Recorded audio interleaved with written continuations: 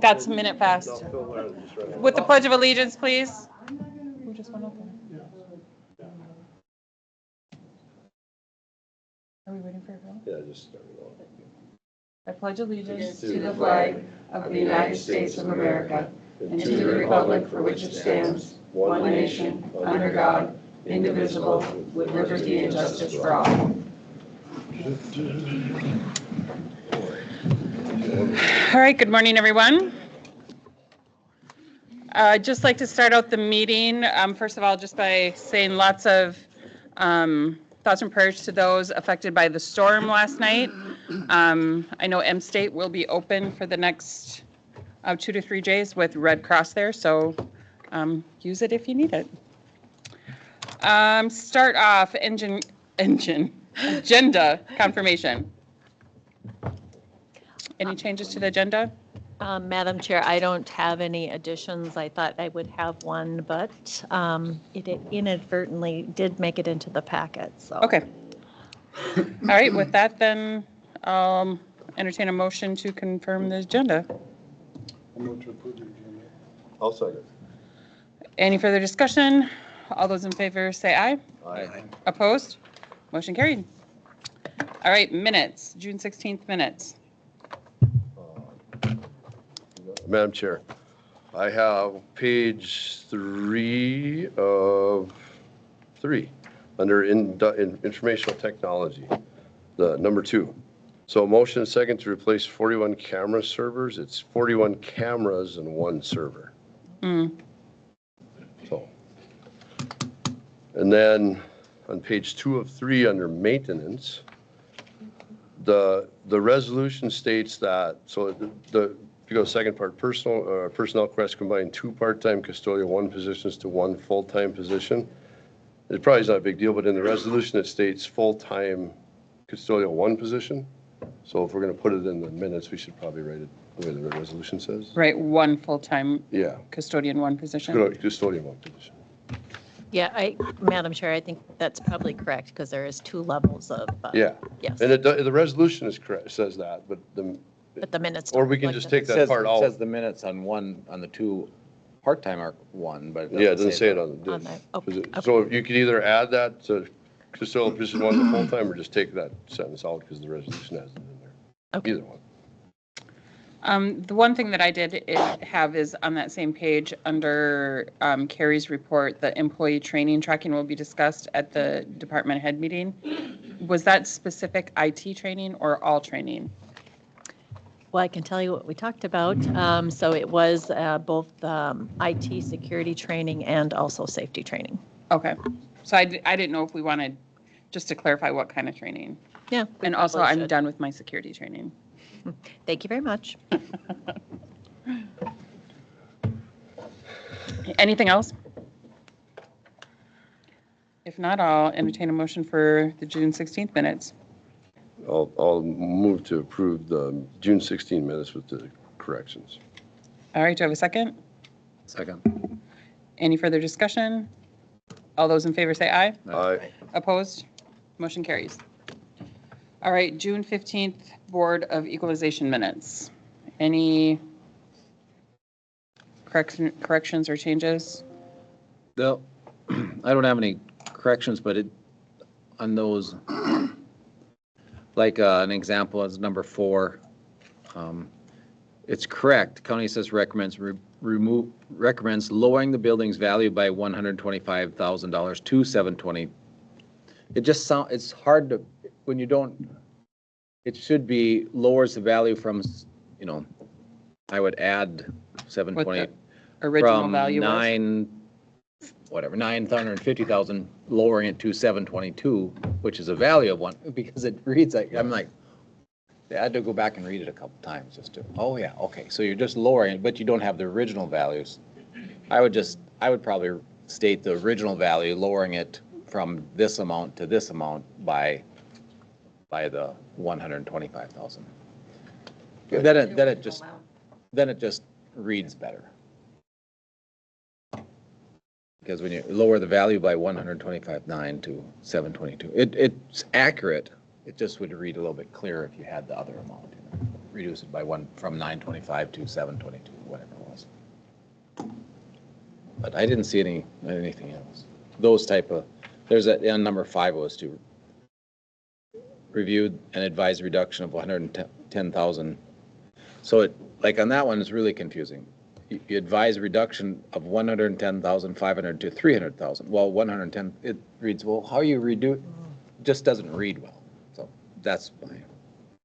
Yep. That was it. Otherwise, with those, if they are made, the motion to approve. I'll second. All right, any further discussion? All those in favor say aye. Aye. Opposed? Motion carried. Okay, consent agenda. Anybody want to pull anything off of the consent agenda?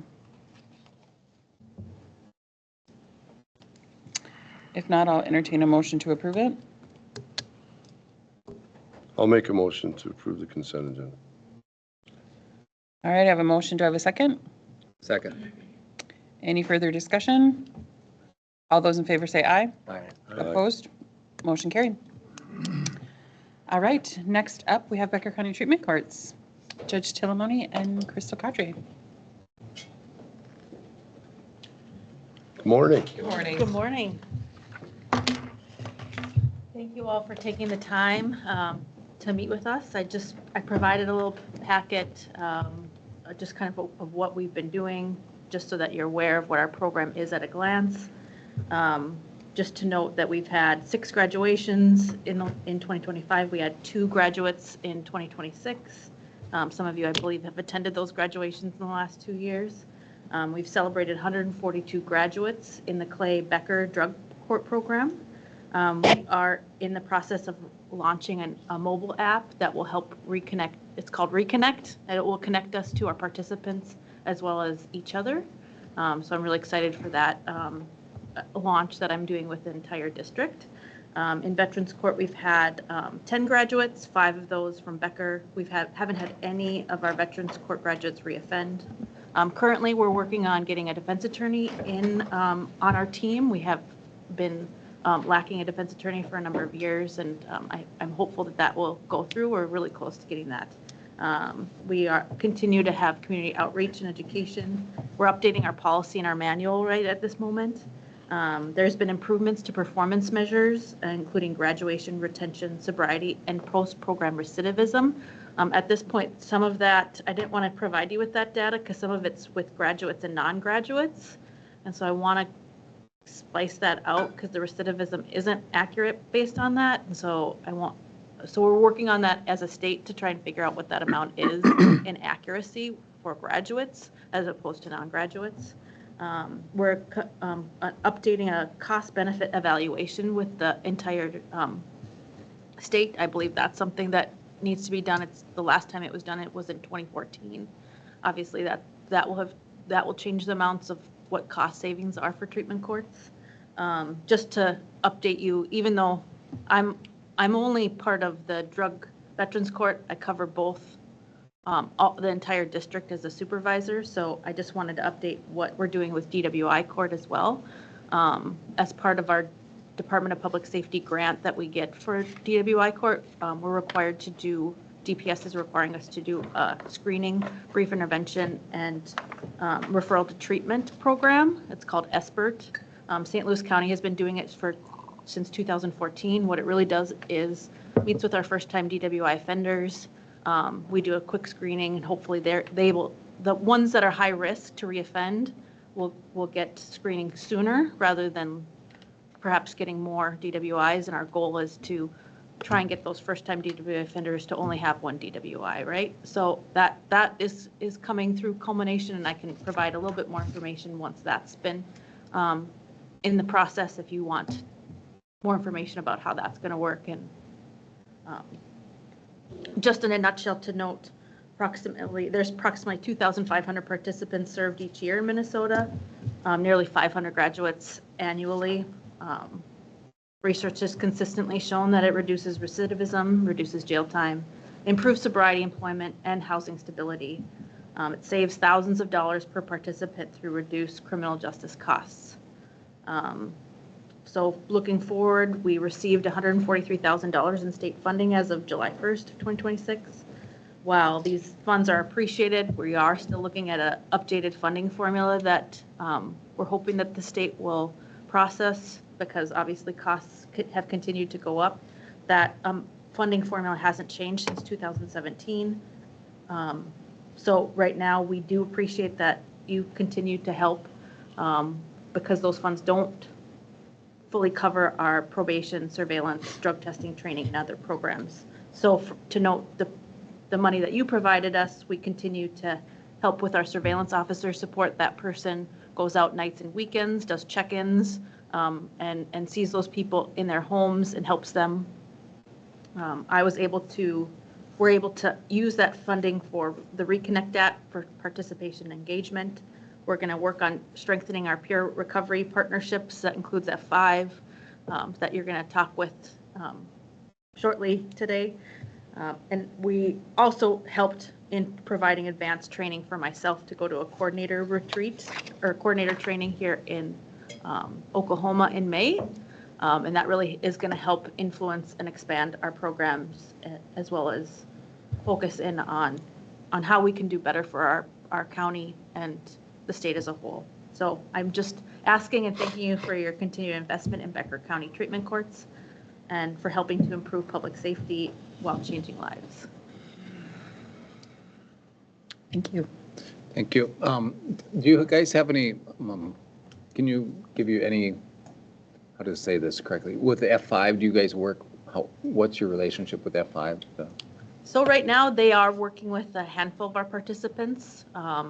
I haven't connected with them yet, but our goal is to have them collaborate a little bit more on one-on-one sessions, kind of working towards some of our goals that include what's called recovery capital, which is a new framework of getting to the people's why. Why did they get into addiction or substance abuse or their mental health issues?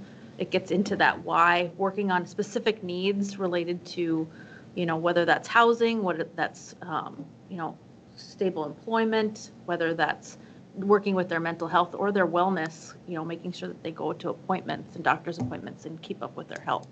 So that kind of encompasses what F5 has been doing recently, and what peer support throughout the state has been doing more recently is to work on some of those. What are those needs for each individual? How can we continue to bolster them through their sobriety to give them success once they graduate?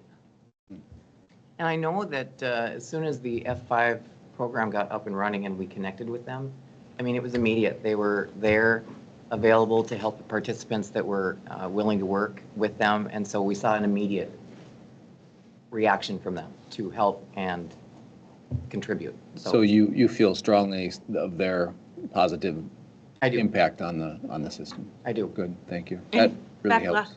last week, we actually had the new F5 coordinator come, and she was very boisterous on what she was willing to help with our participants. So that really helps us, because some of those things we just can't simply get to. So I really appreciated the fact that she was there and she was willing to say, I can help with that. So that was great. Good. It kind of, bolsters the whole approach of, it takes a village. Mm-hmm. It just takes a village. It And the more does. people you can get that is a resource for someone who's on their recovery journey, the better that we have the possibility of success. Mm-hmm. And so it's been a great addition to our program so far. Yeah, you would think those success rates would only improve with the more contacts and the more. So, good. That's Well, nice, thank- because we have a nice presentation from them coming up, I think, Yeah. later. Good. And I'd like to echo Crystal's comments to thank you again for your support for the program thus far. We couldn't have done it without you, and I think we've shown a lot of success here in our local program, and our community members have benefited from it. So thank you, and we're asking for your continued support. Thank you. I think the program is great. Yep. I think anytime you have people struggling with mental health and substance abuse, jail's not always the right place for them. So a program like this helps them to stay out of jail and hopefully get on the right path. So thank you for your work. Yeah, Thank you. thank you. Yeah, I went to, when was it? Was it couple years ago I went to one. I've not been able to attend one yet. Yeah. I No, will. It was that long ago. No. Maybe it was, I don't remember when it was. Time flies when you're But having fun. anyway, the person, one of the people that graduated, I knew him. Oh, good, And great. it was like, wow, this, because I remember him from high school. That's great. Yeah, it was just like, this is amazing. He was straightened his whole life out, yeah. So you guys do an awesome job. Thank you guys for doing this. I think it's important to note that you have to have willing partners and willing judges Yes. and staff to take on this extra work. And I just can't say enough about the judges and staff in our county that have continually been leaders in this program for us. So we have very little to do with the success. It's you guys and your teams that are doing it. So thank you, Judge, and thank you, Crystal, for your guys' work, and Don before you, and all the judges before you, and are with you now, still currently doing that, because I don't think it's required that they put in this extra work. They're doing it for the community. And our county attorney's office. Yeah, So, Very much so. yes. Both of them. so anyway, thanks to you guys, and it's much appreciated. So you have my support. Yep, me too. Yeah, thank you. Thank you. Thank you. All right, thank you. And thank you, Brian. Thanks, Brian. And Oh, Holly. Thanks, Holly. Okay, next up, we have open forum. Anyone here for open forum? Nobody has signed up. Nobody wants to talk to us? Okay. All right, reports and correspondence. Who wants to go first? Madam Chair, I think I've pretty much told you, I think Carrie's sent out some requests from some Lake Agassiz Regional Library. I think the board has accepted the reduction, and I think I've explained it a few times on the request. Our request still is at a 5% request this year, give or take. So we would have been over between 7 and 8 without the change in funding formula. We did a 4-year plan to kind of ease that, because there's a couple smaller counties that are percentage-wise getting hit pretty hard. Lakeland Mental Health put their request in, and there's an increase there of 10% request increase. Fortunately, it's a small number. I think that would be a $25,000 increase, so it's not. And if you look at the 10 years past, I think that's been 1 year that they've had any increase. So, but with the same things that we're struggling with, they are struggling with. The state, I mean, there are a few issues with the state family leave programs. It hurts them more too, because it's licensed people that are taking it, and it's you can't replace those. They're just you just have to ask team members to help out. And the other thing is there was the U-Care monies. They still are hoping to get some of that back. They were anticipating a payment, so I'm still working to get, and that in the tone, I think about total of 300,000. So Yeah, because it went bankrupt, right? I don't think that's the correct term, but they were taken over, and those debts Yeah, were not yep, being yep. paid in full, I think. And the other thing is some of the requirements now and it's just taking toll. And we still are struggling, or Lakeland Mental Health is still struggling with the Alexandria office is still not performing the way they should be. And the board is really looking at that and saying why and how. And the administration went down there again, had spent some time, the leadership, and pushing some how they're doing business is they need to change a few things. And Are there a lot of other mental health services in Alexandria that well, they're competing with? that I'm not sure how many are. There's always other places to go, but they're not. It's like with any of these professionals. If you're not meeting your budget, then your staff. I mean, you have to start reducing staff. So are you overstaffed, or are you? Sure. But it's a beautiful facility down there, and we've struggled to cash flow that, or to be in the positive quite some time. The other thing I want to mention, and so every county is required to provide mental health, and you have to have the programs supporting it, and we contract with Lakeland basically to do that statutory requirement for the county. So and sometimes we forget that. It's like, well, why? It's like, oh yeah, we are required to do this. So we could not reasonably do this cheaper in-house. I mean, it's not. I don't think counties do that. We do case management. Right, but anyway, I don't think that you can provide the same services with all the, because you need psychiatry help also, you Yep, need that yep. feeders to get, so, I mean, it is a function that's required by the state that the counties be And we provide. need to have Right, I'm mental just- health services in our county. Right, I just want to say, it's a partnership that we have, but sometimes we forget it's a mandated, Yep. that we're mandated for the service. So if we could find cheaper ways, it might, but our total contribution, I think, is 225,000 to Lakeland Mental Health. And we have an office in Detroit Lakes. The sheriff, the only thing not on the agenda, really on the sheriff's, is we just, the boarding for Ottawa County is meeting or exceeding budget at this time, so that's always good. We're currently at about 330,000. 330,000 through the end of May. And if you remember, Hubbard County is building, so we're getting a lot of income from them. Yeah. In a short, for the year. Then that 4 million, There's some grant money, I think, for courthouse improvements for safety, and we're gonna coordinate with Judy to look at cameras for some improved safety. There are some cameras on the exterior that aren't quite reading as well as you'd like, for those. And it just reminded me of that, the flock, we mentioned briefly about the flock cameras, and you see that one individual from Midwest that they caught that individual down in Arkansas. It was basically all because of flock cameras.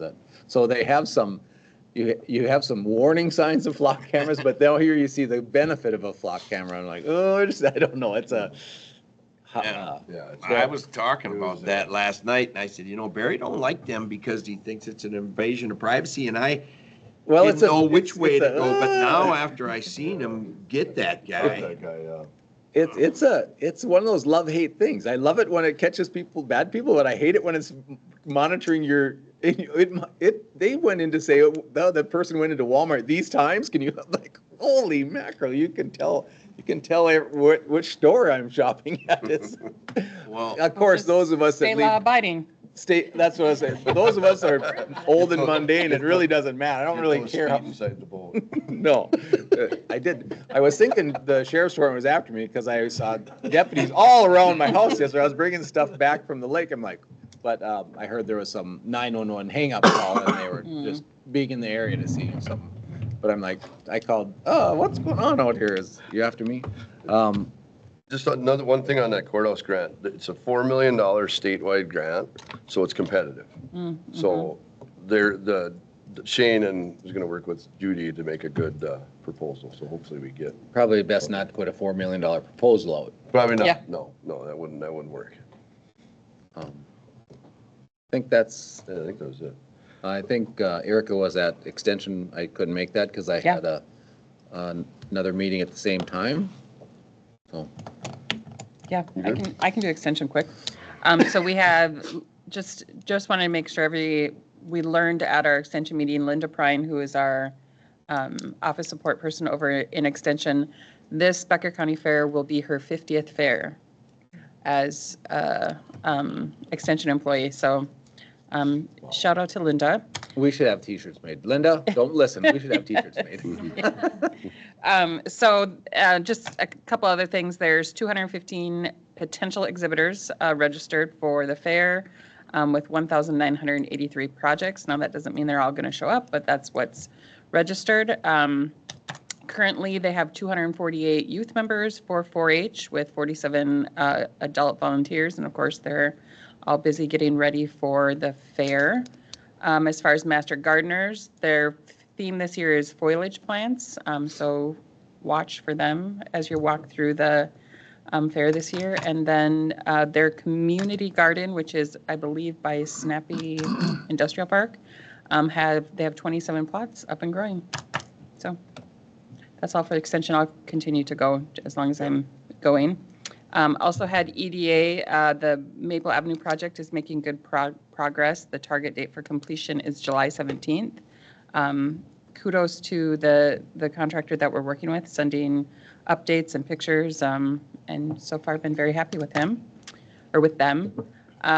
Public housing, we are turning 1 unit. We have 26 on the waiting list, so that will fill up. We have no other openings as far as our housing goes. We have 51 families with vouchers. 12 of those vouchers are being used at the 11th Avenue townhomes. And then we have 236 people on waiting lists. So that waiting list is not getting any smaller. We also finished our audit with no major findings. I think there was a couple minor findings for statements, like the ones that we've had before. So nothing major with our audit, no big recommendations. And then Fair Board, Dave and I had Fair Board. A couple things they're wanting to know from us, wondering if the county can mow the infield a couple times a year. Yeah, just the infield. Just the infield, yeah.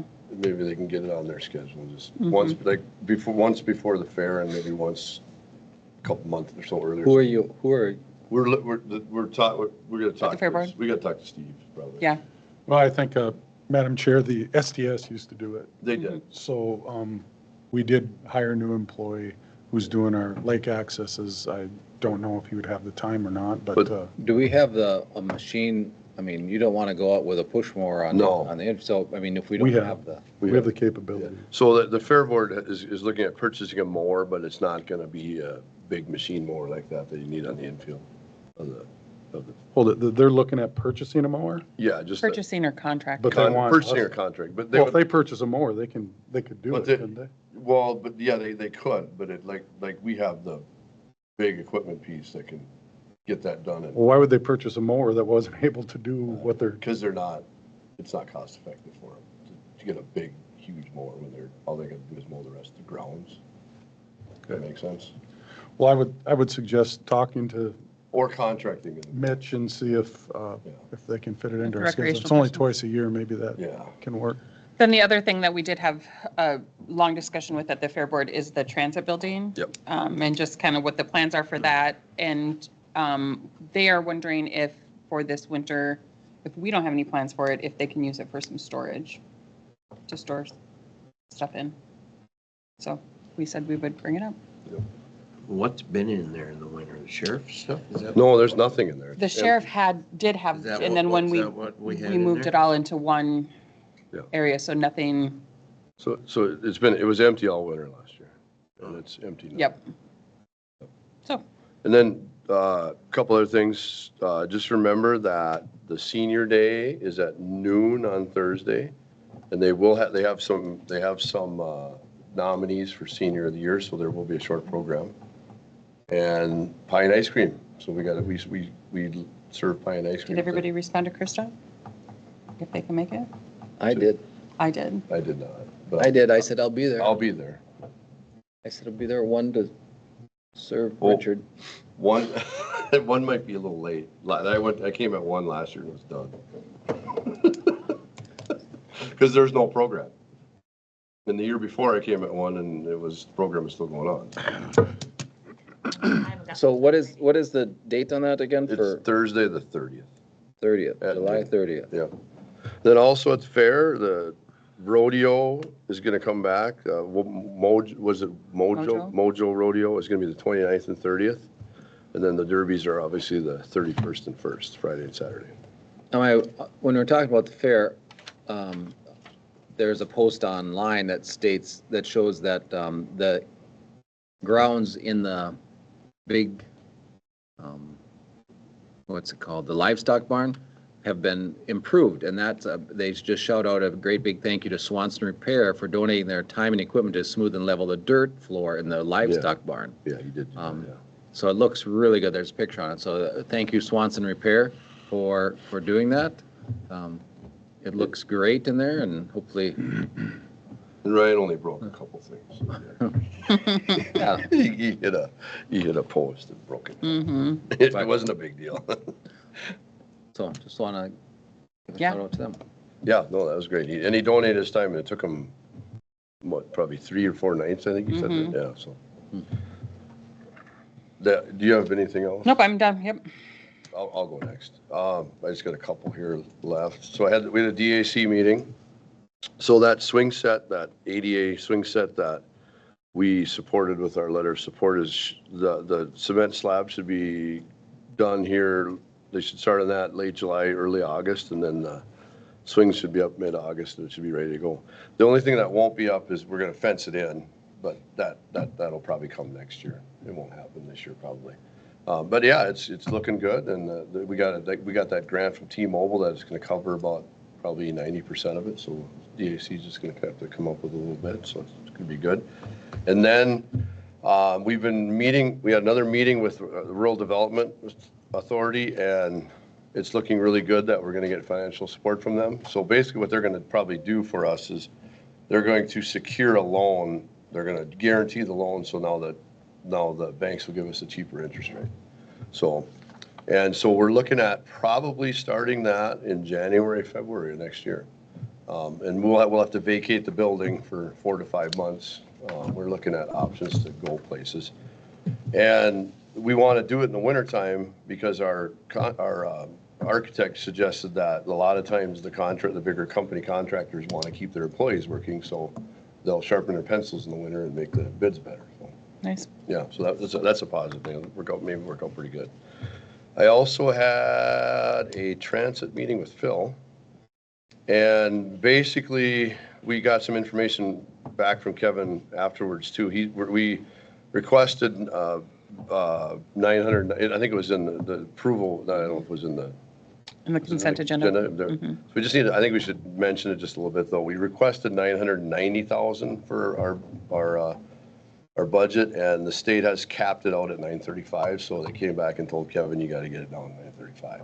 He told them that if we'll have to probably cut routes and probably cut staff or the other solution is that we fund it through our levy, and that doesn't seem to be a thing that I would like to do. So I don't know about the rest of you, but so I don't know. We'll have to see what happens there. We could adjust our fee, our charging. No, that's going to could work negatively too, because we'll generate more revenue. So then they're going to lower our max again. So I don't know. It's just a struggle and a thing that really isn't good for us, unfortunately. You got anything? Yeah, I do. Just to piggyback on that a little bit, I asked Kevin to come up at our last meeting to come up with a plan the last quarter of the year to reduce routes to make this budget fit.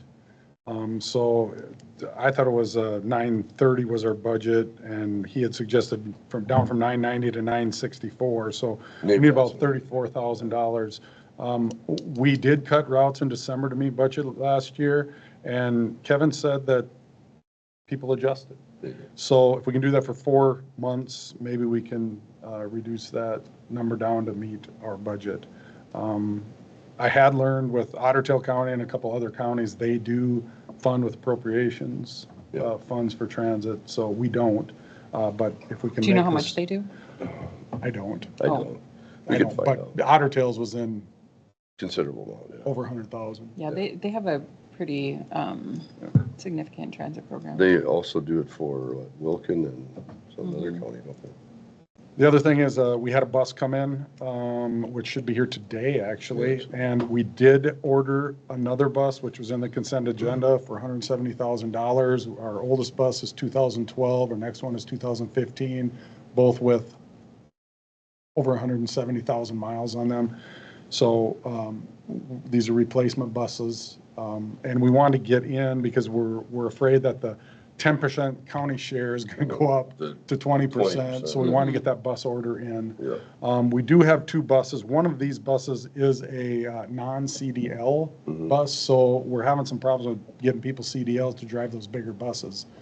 So we're going to have 2 buses in our 9-bus fleet that do not require CDLs, which I think is a good thing. Yes. I very seldom see those buses filled. So that's what I had to fill in. I just had one more meeting. I had a Dancing Sky meeting, and their request for our support is going up $282. And the reason why it's going up $282 is because there are more 60-plus older people living in Becker County than there were last year. So, And I was last year, so it didn't. yeah, no, you guys raised it up before that. but- So anyway, our total support will be $8,319. So, and anyway, they have a formula that multiplies the number of 60-plus people that live in your county by 0.7645.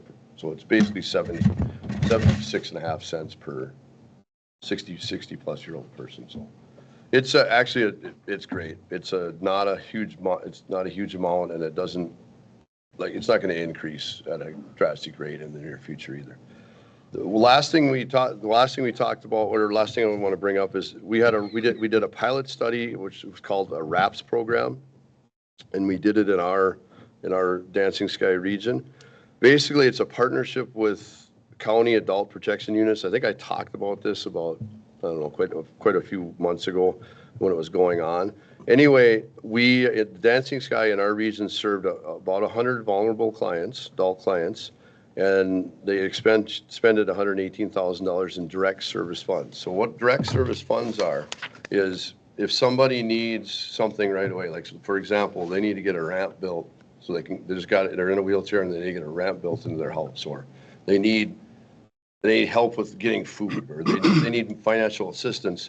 So what happens is the adult services unit in Becker County would then make a referral to Dancing Sky, and then Dancing Sky would send them the money right away. And it's not a huge amount of money. The maximum I think they agreed on was like $2,000 or $1,500. I can't remember exactly what it was, but then, so it helps out vulnerable adults immediately that get temporary short-term help. So it's a great program. They won an award for this pilot program with the, you gotta help me, with the U.S. Aging, it's called the U.S. Aging Innovation and Achievement Award. They didn't win the actual award. They got an honorable mention. But if you think about it, it's from the whole United States. So that's probably a pretty big honor. Mm-hmm. And they had their team is going to present the RAPS program and results at the U.S. Aging Annual Conference and Trade Show in San Diego, California in October. So it's a pretty cool thing. And Heather Pender is our executive director, the executive director of Dancing Sky, and she just does a phenomenal job. Her whole staff is awesome. They're great. So shout out to those people. I'm done. You guys are lucky. Okay, Madam Chair. Well, not.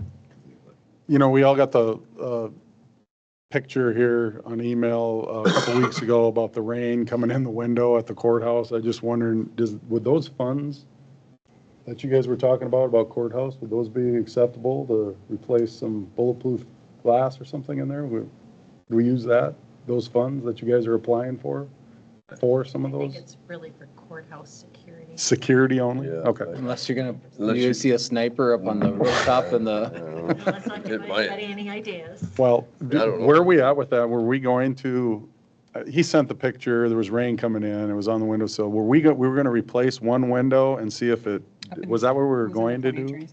Yeah.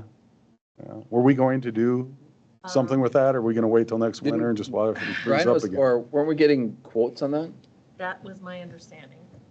So we're I thought Brett was going to get waiting quotes. for some Brett was quotes. involved. Yeah. Okay, I just saw that picture come in. Maybe do a follow-up Follow with up Brett with on Brett, the just see quotes. if he's got any on the quotes or anything. All right, just the other thing, Carrie and I are working a little bit on the organizational chart, needs to be updated. We'll talk about that in our work session next week, hopefully, Carrie. Just to reflect the way our county operates right now, and I just thought that was important, so I've been spattering some stuff around with her. Pelican River Watershed had on the 17th, the Bucks Mills celebration sheet, feeding it, they're going to do a thing at the museum. And if you're interested or want to go, you can certainly go. They established the project, the Camel Creek project. They've now established it, so it is a project and open for funding. They have the 2025 annual report. Want some light reading? There you go. Welcome to take that. We talked about Swimmer's Itch a little bit in the lakes this year with the watershed, and then we finished up with Wake boats, their annual convention, they're looking for support with resolutions, and there was a resolution on wake boats. So it was a little unclear. They had way more questions than answers at our local watershed meeting, but they did take a vote on it. They voted 4-3 no to support wake boat ban, mostly because they didn't have a lot, they had a lot more questions what this meant and what this would lead to. So I thought that was interesting in that meeting. Wake boat ban on what, for what? Well, the For support all for the lakes in the watershed, ban- well, lake? these are the questions that they were asking. Well, What does how would this- you even get something to a vote if you have so little information? Like I said, that's what they talked about in the resolution. I mean, how, kind of just bizarre in my world. Yeah, and I didn't see the resolution, I just heard them talk about it, so. Was it just for the 3 lakes that the proposal? No, this was a statewide watershed. this was a state- thing. Yep. So they meet in December and they come forward with This was a resolution. resolution that they were being voted on at the Lakes or the MOD convention. The Minnesota Association of Associated Watershed Districts. Districts. Is that what that was? Yeah, it was their annual, So they're just proposing resolutions. to move correct, forward. that is right. This Just- is not. No. They're this is a- proposing resolutions for their annual meeting. So it most moving likely forward. was a resolution to support the ban on certain size waters. Or to get like some state oversight or, Like I said, the resolution, they had a lot of questions with the clarity of it, what did it mean? And like I said, this was one of 25 resolutions that they were all going through and trying to sure. mince down. So, You know, just when we're on the wake, I mean, I was on Sally over the 4th and we had the jet ski. Didn't have my surfboat because where we are, it's shallow. You can't bring it in and it's just a pain in the butt anyway. But there were surfboats out there and when our beach never saw a wave on it, not a wave from a surfboat. But again, it's shallow in front. I was out on the water, and as a jet skier, you search those out because you like jumping the waves. And I certainly have supported requiring a distance from shore. 300 feet is kind of a number that's been floated out. I know there is some talk of more than that. 500. Yeah. There was a pontoon that was crossing the lake, and I just happened to follow in its track. And if you know Sally, there's a sandbar that comes up between the two. There's two. It's one lake, but it's a sandbar that comes out, and it goes from 3 feet to 10. yeah. And I followed that thing, and you say you wanted boats disturb the bottom. There was a trail, you could trail that thing. So if you're going to say, well, we have to do it, protect our lakes, you got to ban just about every boat on the water if you're going to go to that extreme. Because that thing did exactly like the video that the surfboat did on the water. There was a complete brown soup from that pontoon going over that sandbar, that shallow area, which was between where I saw it was 4, 5, 6 feet deep. So if that's your goal to stop all disturbance on that bottom of that lake, you better ban all motorboats because everything has effect on the bottom at some point. So at what point are you ruining the lakes? Because Lake Cola is put out ads on Facebook. They are ruining our lakes. Well, that's every boat then. So I just be careful what you ask for, because if it comes to here and you're going to say we have to protect our lake, then you're going to better go to Lake St. Clair and ban all traffic altogether. So there's reasonable things to ask. I mean, I don't think disturbance on the bottom of the lake is going to destroy your lake. It certainly will bring some sediment up. Are you going to ban boating in from all boats in some of those areas? Which, if that's your goal, then I would suggest if you're going to put a ban on surfboats, you better ban all boats over 20 feet long and over 100 horsepower instead of just picking out one, because they're all doing that in those waters. I certainly I think everyone knows that you don't want to be close to those waves though, so a certain shoreland distance is reasonable. But all boats are getting big, all power is getting bigger. So. Madam Chair, I would say, I don't think this is going away. I think this will be in front of us this year or next or whenever. So just, I mean, Yeah, and there's a gal been contacting me to come out and look at some of these waves me and, too. and she told me that people are getting knocked over by them. Is that possible? Well, if you're on a paddle boat, you get knocked over by any wave. Well, she said standing on the shore, if you're standing in the water, but I said, well, I've never heard that before. It's something new, but I don't know. If you have a surf boat surfing 100 feet or going 100 feet in front of your shore, I certainly could see a young child getting rolled over. I mean, it's possible. I would say if you're 300 to 500 feet away, you'll see a wave, but you're not going to get knocked over. I mean, there's two aspects of the one is the wave itself, and the second is the role of underwater. So there's two things. Now, if you just want to address the waves, I think a setback from shoreland, not including a partially, just a small island, we have a couple on that, just a couple rocks sticking up. But if you want to increase that, I've always said I support an increased requirement from setback from shore. And I think if you say 300 feet, then it's basically keeping them 400 feet. But anyway, we digress. Yeah, we have a public hearing at 9, so I don't know if We we, digressed. Well, we probably don't have much left. no, I think we can finish our reports before. Yeah. We can start our public hearing late, we just can't start early. Okay. Airport, we talked about the construction out there along the road. If you want to know more about it, there's more information available. The arrival and departure funding, actually to redo the walk-in area was denied, so we won't be getting that. Does anybody know how many hangars we have out there?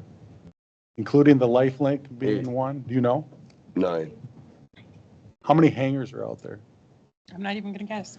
82 hangars out there, including the lifelink. We call that one. Well, hangar. Besides the lifelink, I what's was the thinking of annual income? buildings. I don't know. Annual income from From hangar hangar income? Rental.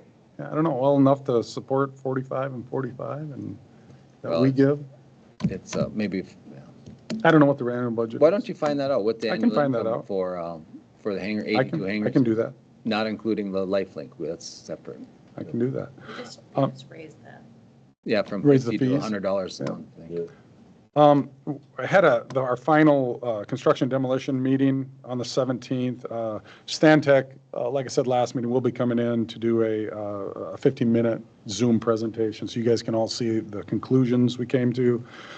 Prairie Lakes, we had a budget meeting and a regular meeting. We went from up about 4.6%, was about $355,000. So that's probably, we'll have to fit that into our solid waste fee. Half our garbage goes over to Prairie Lakes to be burned. Transit, we talked about that. Dave and I had that together. One other thing about Prairie Lakes, we do stack testing over there, and looking at the numbers, I don't understand what all these things they're testing for is, but we pass with flying colors. The threshold, we're not even near the threshold. We're so far below it by doing this. It's just really a good job by Prairie Lakes. You really get dinged on that if you get too high. So they And just a reminder, and I think, Phil, you've said this before, the PFAS is controlled by incineration. at 1,850 So degrees, it's destroyed. And for those people that don't think incineration's a good way to take care of your garbage, I mean, now we're dealing with PFAS in our waters that, I tell you what, the ones we burned didn't leach in there, so. County State Aid Highways 39 and 40, I talked to Jim yesterday, our engineer. They're working feverishly on that. The ash was put into that road. They did have a few flat tires out there that they thought were, so we're taking care of that from residents from some of the ash stuff. We need to refine our ash processing a little bit better, but we're working on it. Well, the ash should not be, or were they driving on the, They're driving on. The ash didn't give them a flat tire. Some of the impurities in the ash that we're trying to glean out. right, but did, that so. that wasn't from residents, was it? The ash would have been It's maybe. from our ash. Yeah, there's some, Right, but what I'm saying is, we didn't have traffic over the ash. sure we did. Yeah, until the pavement was put down, yeah. Or maybe we should just put the ash down right in front of and not have them driving on the ash part of it. I mean, you know what I'm saying? How do you do that? You're Like- putting pavement, you do one Well- lane at a time. One lane. No, they put the ash all down for 5 miles and they come back and do the paving behind it. Do they do it So right there's Several after? days in between. If it Yeah. rains, Yeah, you gotta stop. that was my question. That's like, if there's pavement going over the top of that. So. Because some residents There is, but in the can't. interim. not drive over it. Okay, so those projects are going well and working forward. Law library, no issues there. Everything's working well at the law library downstairs. They're thinking about possibly upgrading their computers and maybe adding some lawyer hours to help people with whatever their situation is. Environmental, just a ton going on with environmental. Peggy. The scissors lift is in here. We're going to talk about this, getting a scissors lift, but 245th, they took a couple pictures out there. These are 2 weeks old probably, but just, has anybody been out there to see? This is going down from 144 heading in. They've got a lot of the posts in, and the other one is looking back the other way. Go to the other one. So you can see they got that brushed out in there, so we can put the posts in, and we've got a few more trees we got to take out as of a couple days ago, but I wish it was moving along a little faster, but they're getting it done.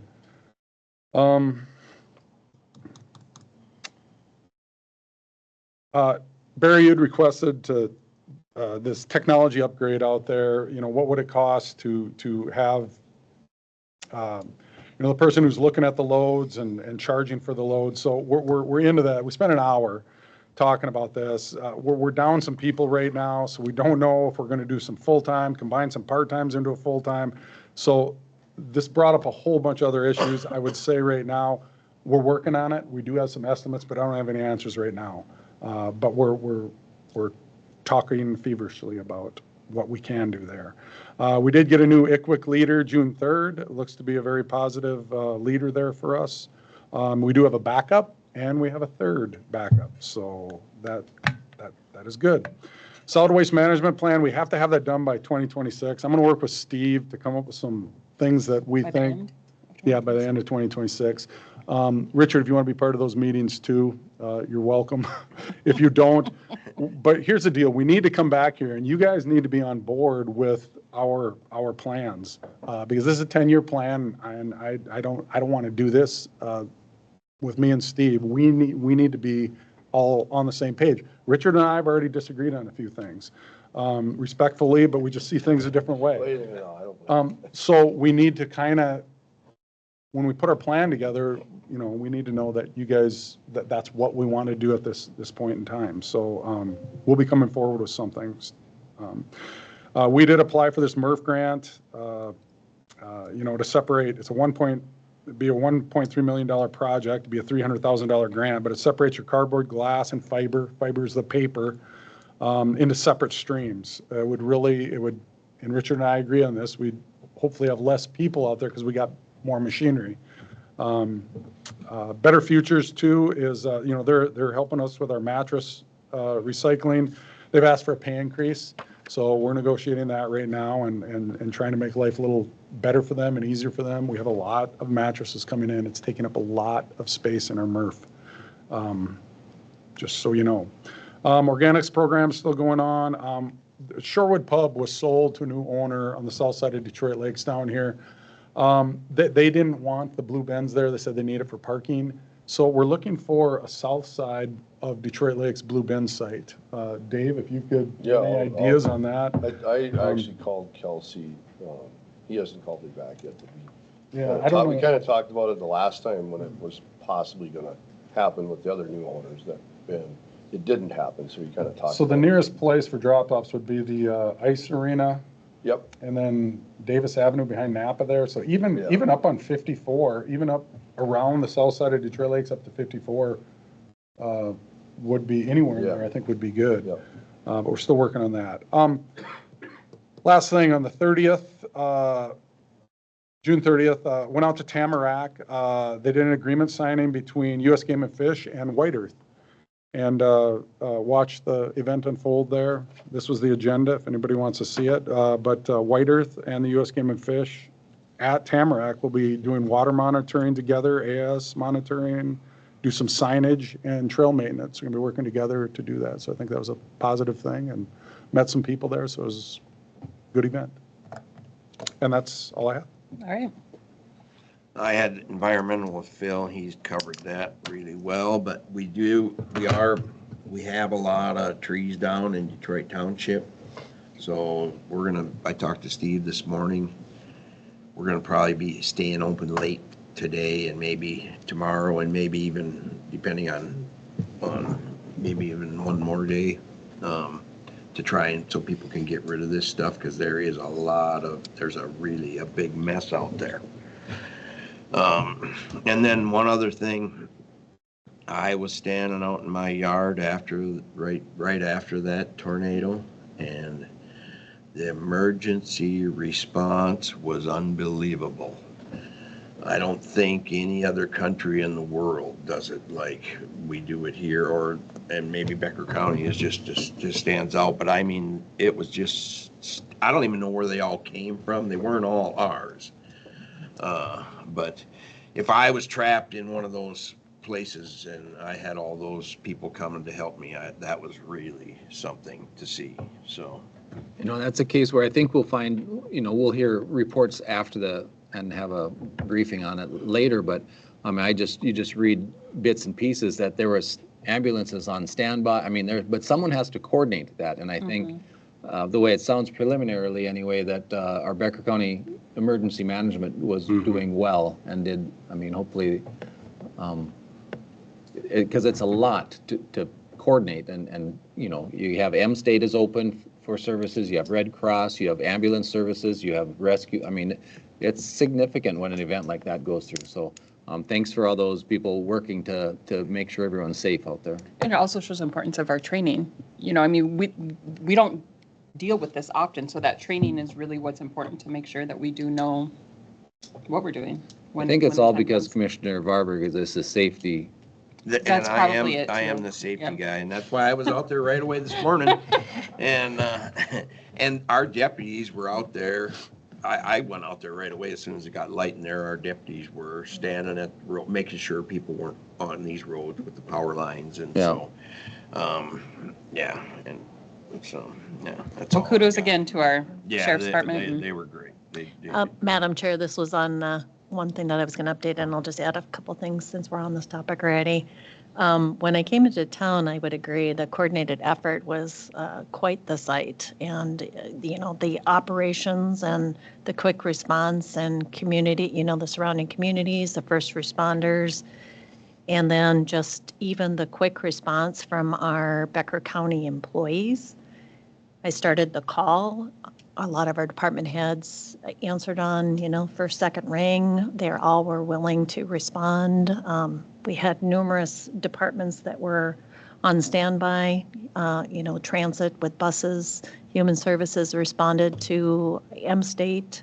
We had 30 individuals that checked in there last night. None of them ended up staying. But I would agree with everything and echo that. It was just a tremendous, everybody took parts and pieces and, media releases, and it was just a complete coordinated effort. So I just want to echo the kudos to all. All right. Well, so far, so good. We haven't heard any fatalities, and that's the most important thing. Hopefully no serious injuries or fatalities. So keep everyone in your thoughts and prayers, the people injured and those helping them. Mm-hmm. Anything else, Richard? No. Okay.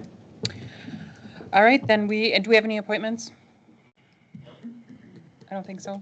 All right, then we will move on to our public hearing. Do we need a motion to I'll make a open it, right? motion to open the public hearing. All right, I have a motion. Do we have a second? I'll second.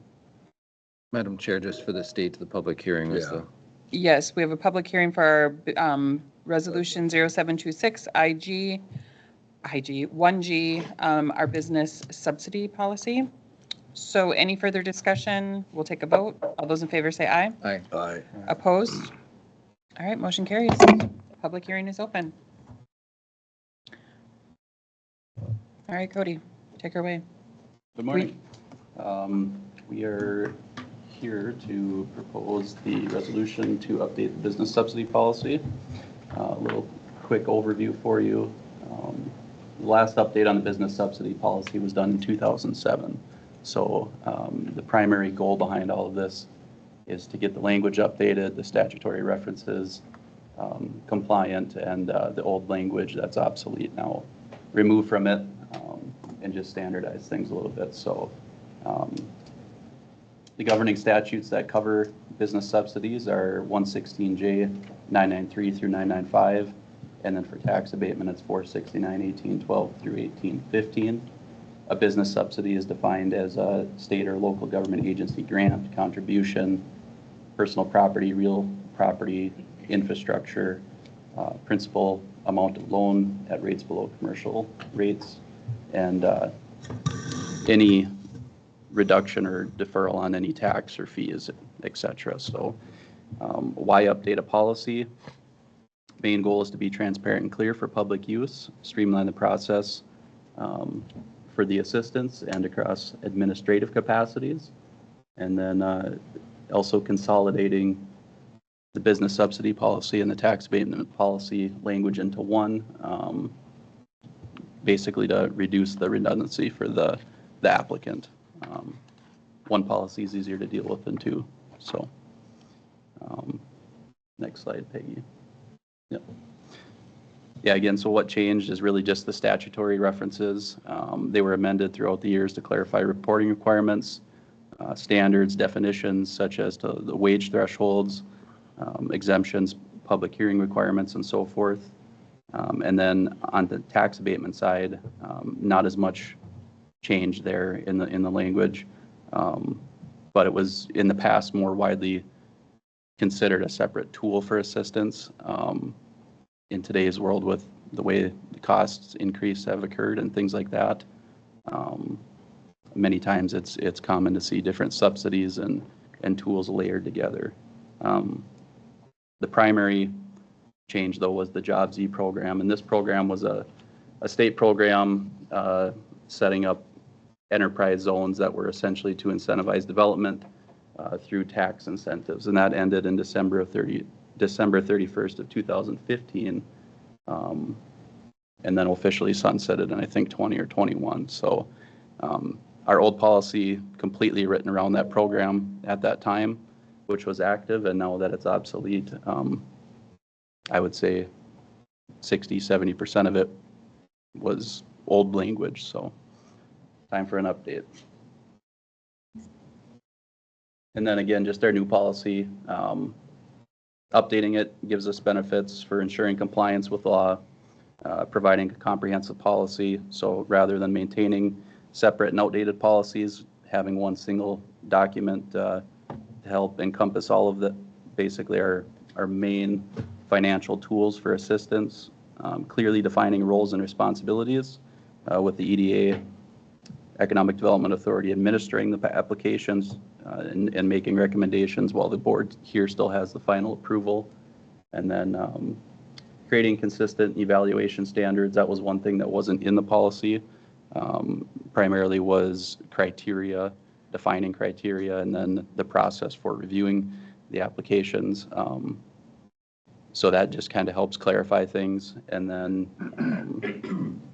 having an updated policy too, I believe, helps support our current economic priorities in the county.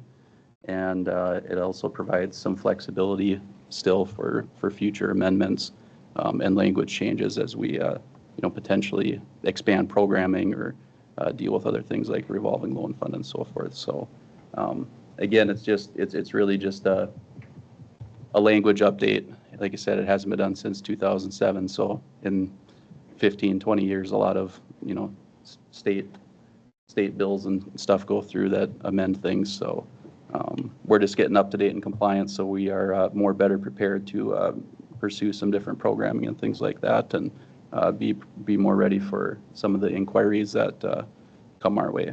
So And any Cody, questions? by updating this policy, we're in no ways endorsing any specific proposal coming forward. I mean, we can certainly vote yea or nay on something that comes forward on a tax increment. I mean, so this is just making sure we're got it ready for those to come forward anyway. Yep, we have an updated policy in place. Right. To address Yeah, it. this didn't narrow down the scope of any sort of incentive necessarily, or set any sort of threshold or limit on something, and it just is a language updates. I have a question too, Cody. So under, on page 2, under business subsidies, do not include the following. So is the number 1, or says assistance of less than 150,000? I noticed that in the old one, it was 25,000. Is that a state number, or is that something that? Yeah, it's a state, that's what I thought, okay. Straight from the statute. That's a big increase. Below 25,000 isn't considered a subsidy, and above, yeah, I can't remember off the top of my head the thresholds, but. No, but I'm just saying that the low, in 2007, it was 25,000, now it's 150. Yeah, and I believe that might have been a typo. That's what I mean, is it honestly. 50 Yeah. then, or probably, or? I don't think 150. Yeah, that's what I was changed. wondering if Yeah. that was correct. Because it seemed like a whole lot. Yeah, that would be a big swing. I honestly think it might have been a misreference, Okay. I should say. This is copy and paste straight from the Yeah, statute, yeah, essentially. yeah. Okay, any other questions for Cody? Otherwise, I'm going to open it up for public comment. Anybody in the room or online wish to speak to the business subsidy policy? Anybody online or in the room wish to speak to the business subsidy policy? Going once? Okay. Then with that, I will entertain a motion to close the public hearing. I will make a motion to close the public hearing. All right, do we have a second? Second. Any further discussion? All those in favor say aye. Aye. Opposed? Motion carried. Okay, so now we need to vote on resolution 07261G. I'll make a motion to approve whatever number that was. All right. All right, we have a motion by Richard. Do we have a second? I'll second 1G. All right, any further discussion? All those in favor say aye. Aye. Opposed? Motion carried. All right, thanks, Cody. Thank you. All right, next up, we have Carrie's report, Or do you want to go to F5? Yeah, I can. or we can go to F5. Yeah. Come on up, Brian. Brian, do you have everyone here that We do. is coming? Yep, we've got, I think, 3 or 4 on Teams. That's probably why you're getting beat there. Morning. Morning. Carrie and Peggy, I forgot. Thank you. Oh, man. I'll give you mine after we're done. The most important. I'll still record. Well, good morning, Commissioners. Carrie, Peggy, thanks for having us again today. Did you get one to Nate? What's that? We have this. Oh, yeah. We have this in our packet.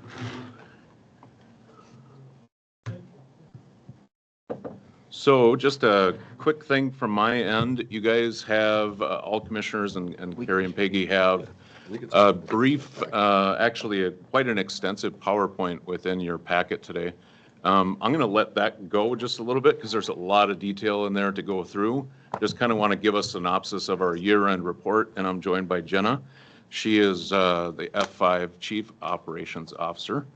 So she'll be giving us a bunch of data today. And then most importantly, we are actually joined by some participants that have been through our F5 project, along with us as Department of Corrections, Becker County Probation, to talk about the services that they've received for the last year because of what you commissioners have approved for grant monies to be able to be used for peer support models. So without anything further from me, I'll turn it over to Jenna, and if you just kind of want to give them a Becker County specific report. The tan sheet here is all about Becker County. So just a quick heads up on that.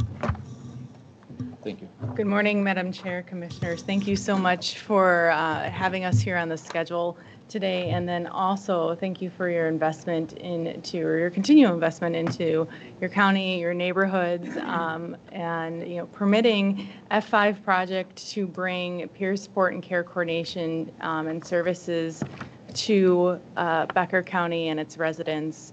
And then also providing generous funding or seed funding last year for us to launch services, and then continual funding this year to refine and then to expand services throughout the county.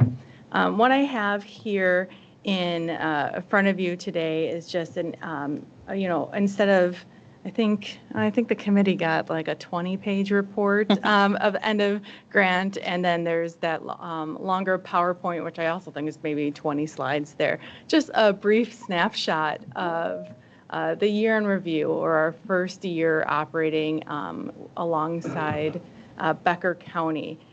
We launched services in September, and from September to the end of grant life, which was at the end of April, we had about 84 referrals received in the organization, and about 70 participants served overall. And so where you see that difference between 84 and 70, that's really because the program's voluntary, right? You know, somebody offers referral to our services. Ultimately, it's that individual's decision whether or not to enroll onto services with us. It is voluntary for them. So about 70 participants served overall from September into April. We had 489 visits from the team in Becker County. So James and Cassie, you know, meeting with individuals, you know, on a weekly basis, on a monthly basis, based on the cadence of support that was necessary for each individual, which ends up being about 367 hours of direct one-on-one support and meetings.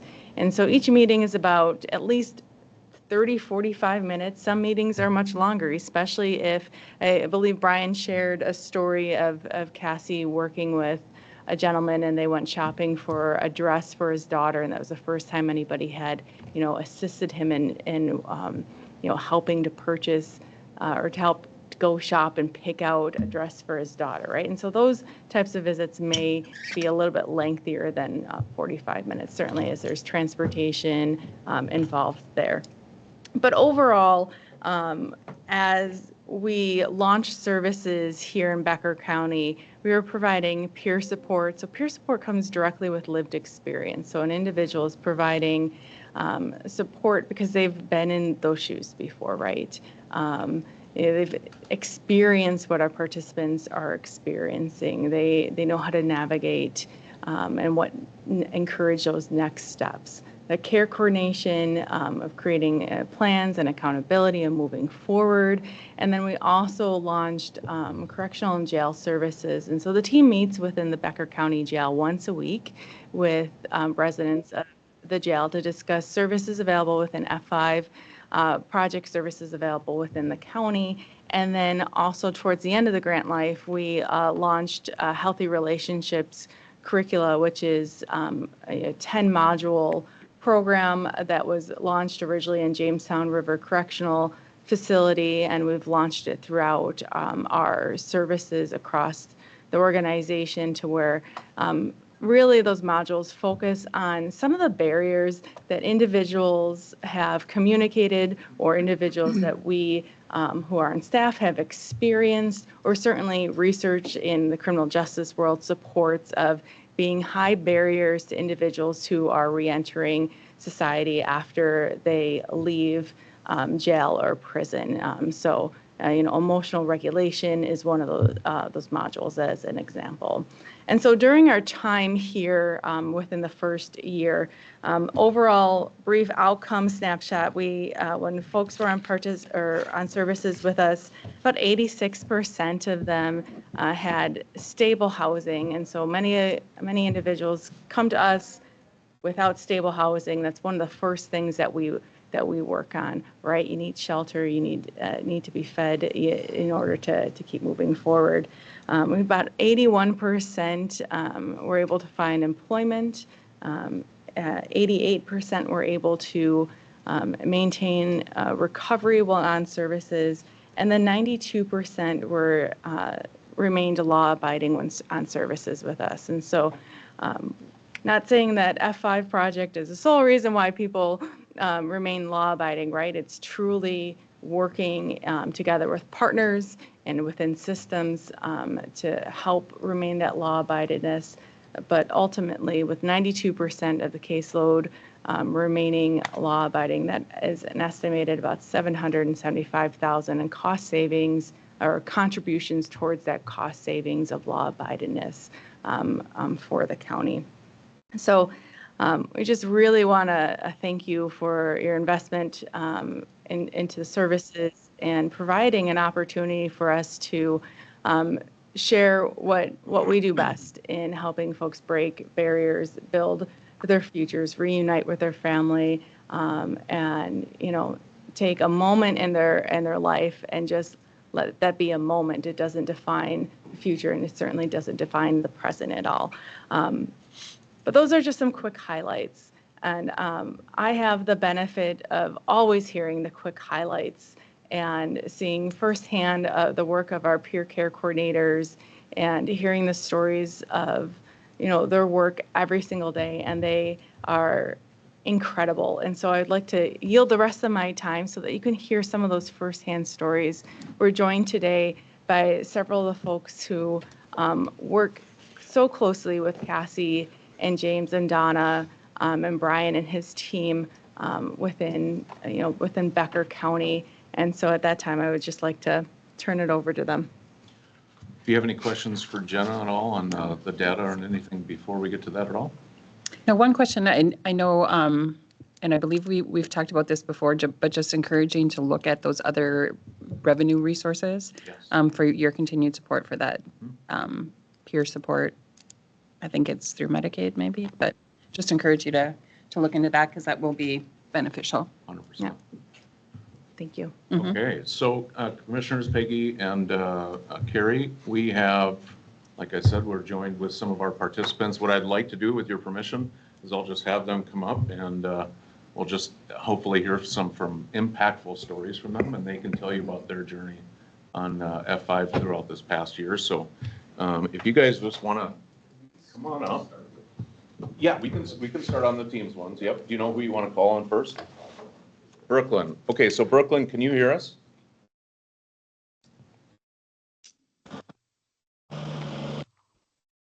Hello. Hi, Brooklyn. Thanks for joining us today. You are in front of all of our commissioners. You can probably see that on the screen. If you just want to maybe just share your experience, and maybe they might have some questions for you as well. Okay. So I work with Cassie, and do you just want like my story, or just like things that you guys helped with? Or... Yeah, just maybe a 30-second a blip about your experience and what they've really helped with. Okay. Well, I mean, they are incredible. I mean, they've picked me up to go to grocery stores. I mean, just cashing my GA checks, bringing me to my surgeries, housing for sure. That was biggest place just for me to have a safe place. Just the communications and the one-on-ones, they really help with like being able to reach out to someone. Is that good? Yes, perfect. You guys have any questions for Brooklyn? No. All right. Thank you, Brooklyn. Thank you. Thanks, Brooklyn. Thank you. James, anybody else that you know of? Yep, let's have them come up. All right. I see Rain on there. All right, you guys come up, and then we'll just have you guys chat with the commissioners.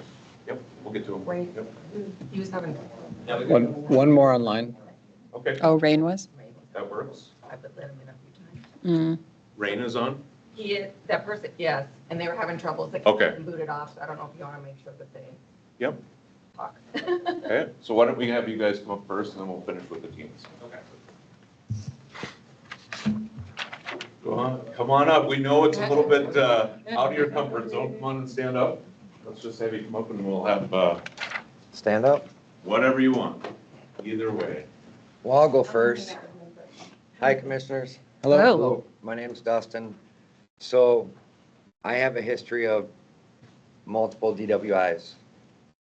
I moved from the cities out to here to start over and just get away from everything. And I was on probation and transferred it out here for a DWI. I'm doing very well. I'm a plumber in the state of Minnesota. To say I burned a lot of bridges and had a lot of family turn against me is the least of it. But when I didn't have anybody, probation referred me to F5, and they have helped with gas and heat this last winter that nobody else would have. So I'm like done digging the hole. I'm trying to climb out of the hole I've got, and I've been climbing out. I've been sober since May 28th, 2023. Congratulations. Thank you. So without what these guys are doing out here, I don't know if people would have a chance. I'm one of them.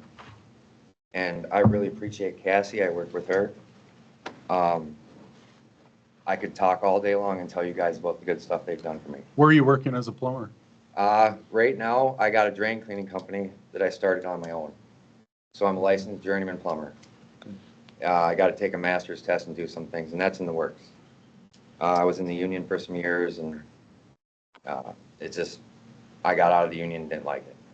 I started plumbing non-union, went and tried it in the cities, and just, it was enough. I seen enough. I didn't like working in the cities. I have family out here. They look out for me a little bit with their eyes wide open. You know, I got to earn trust back. Like I said, I've burned bridges and caused a lot of problems and hurt a lot of people's feelings, including my mother's. And nevertheless, I've made amends where I could. But F5, the way they touch people out here, I'm not one to get up here and do this. But when they said this was going on, it was heavy on my heart to come in here and just say something about it. To God be all the glory for me staying sober. I don't have urges anymore, not even through the tough times.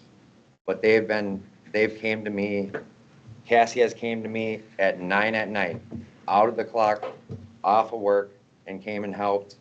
And she's helped anytime I've asked. And that's hard to do too. I'm a grown man.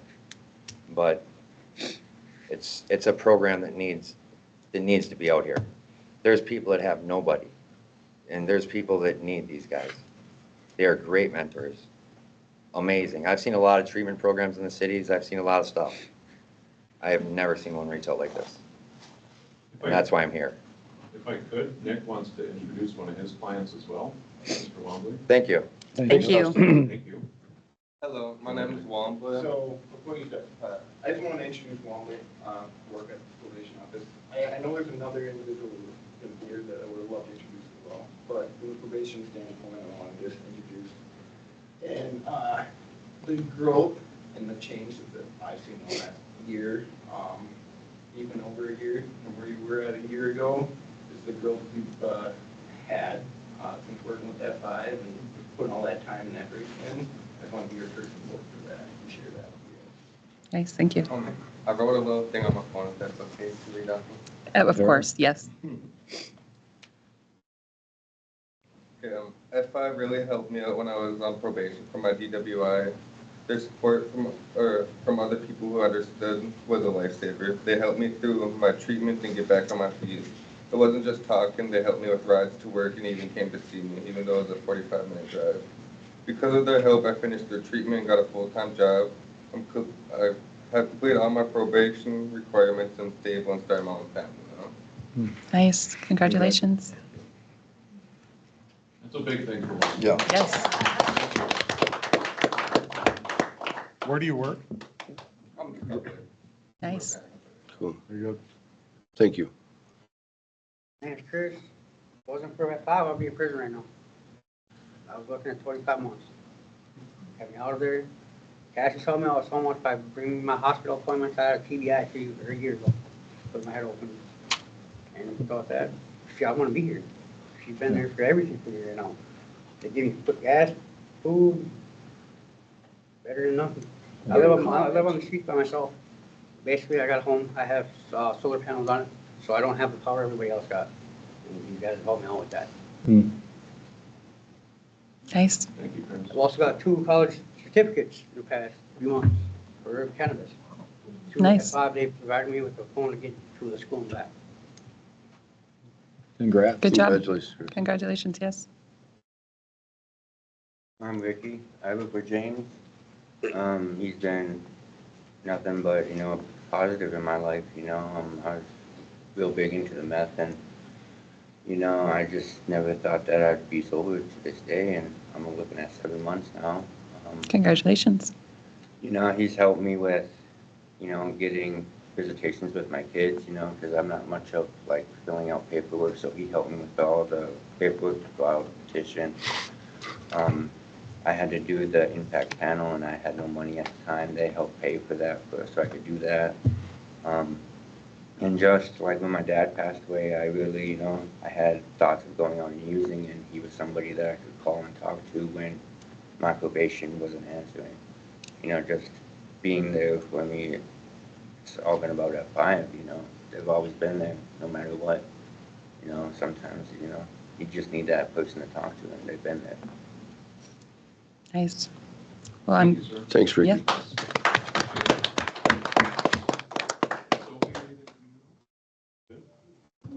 We do have another, my name is James. We do, yeah, behind the little pillar here. We also had another gal that we have been working with for the last 6-7 months. She couldn't make it today. She's in treatment, couldn't get out of it, but she wrote a letter. I thought her story was pretty impactful. And Donna, our new peer care coordinator, who just started a couple weeks ago, has got that letter and she really wanted to share it. So I want to make sure her voice is heard in this too. Good morning. Hello, Donna. Morning. This one, it's a really, really good story. To whom it may concern, Madam and Sirs Commissioners, my name is Ashley Martin. I'm an enrolled member of the White Earth Band of Chippewa, born in Detroit Lakes, along with my 3 children, and have resided on the White Earth Reservation and primarily in Becker County most of my 38 years of life. I am currently living at Rewind Incorporated in Perham, Minnesota.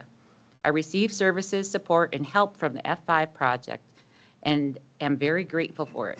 I first heard of F5 2 years ago while at treatment at Anchorage in Moorhead, Minnesota, and was quite impressed with the work they were doing to support recovering and re-entering populations. I am currently on probation in Becker County for a DWI and a DUI I got 6 weeks apart in the end of 2023. I have struggled with drinking and substances in one form or another for a good portion of my life. It wasn't until these DUIs that I had any serious legal troubles. Thankfully, in a roundabout way, it brought into my life my probation officer, Nick Camel, Jody Kulik, and my initial F5 worker, James Reynolds. In January of 2026, I was picked up and placed in the Becker County Jail for failing to keep in contact with my probation officer. I was high and honestly not in a very healthy place in my life at all. In addition to avoiding probation, I had not been in contact with my ICW worker for my youngest child and was approaching the permanency deadline. I was sentenced to serve 30 days in the Becker County Jail with an opportunity to release straight into an inpatient facility after 10 days. My probation officer, Nick Camel, came to see me while I was there, and he was one of the first people I truly opened up to about how I was feeling and the change I wanted in my life. While there, I was transferred to the minimum pod and took advantage of the programming available to inmates, one of which was F5.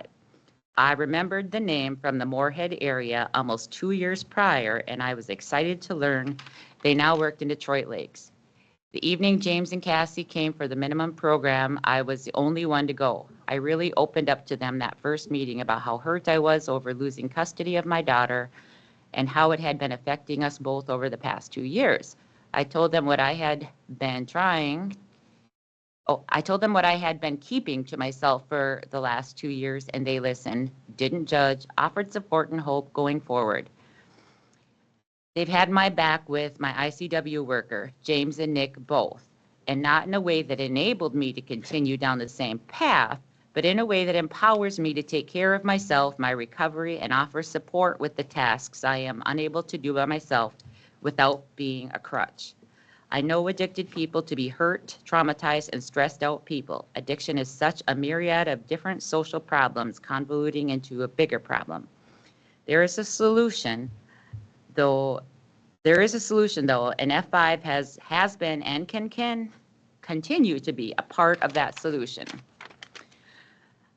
Support of families, individuals affected by addiction in a meaningful way is a beautiful start in making our community healthier, stronger, and safer for all of us. Having the support and accountability of Becker County Probation and F5 has been a big factor in my confidence and mindset towards recovery this time around. I am looking forward to working with Donna Hansen as I have with James. I am eternally grateful I've been able to work with and have the support of the project as well as my probation officer. I am grateful F5 has been able to work in Becker County or with Becker County residents, and that Becker County has had the vision to support and allow it. I hope they continue to support it. Addicts are very resourceful, persistent people that can do amazing things if given the chance. Miigwech and a couple of other Ojibwe words that I won't do them the dishonor of trying to pronounce. Thank you. That's all for listening. Ashley Martin. Yes. So. Thank you, Ashley. Yeah, thank you, Ashley. Thank you. Thank Ashley for us. I will. By the way, I've managed to figure out my video. Oh. Perfect. Perfect then. That was like a voice from I know, above. yes. All right, who was that? Darth Vader? Who was it? All right, yes, sir. If you could just provide a little bit of information to the board, that'd be great. Hang on 1 second. So, I'm at F5 when I was probably at my lowest ever, and spent the last 10 years of my life trapped without a voice.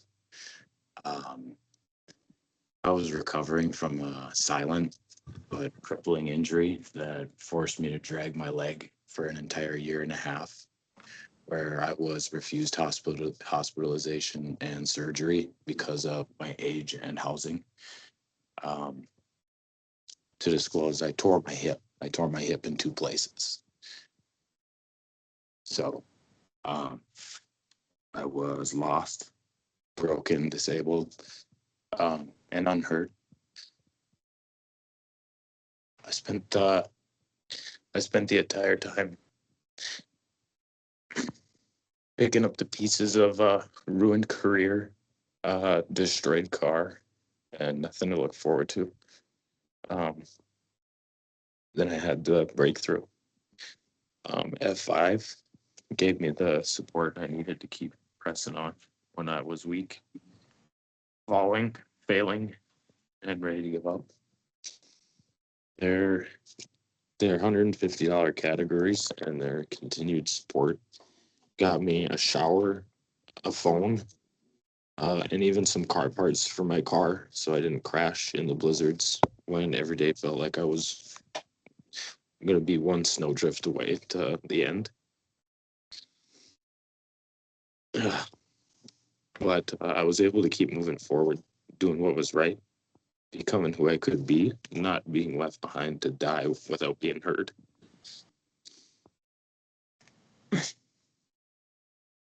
F5 has given me the hope that I can be something other than a number.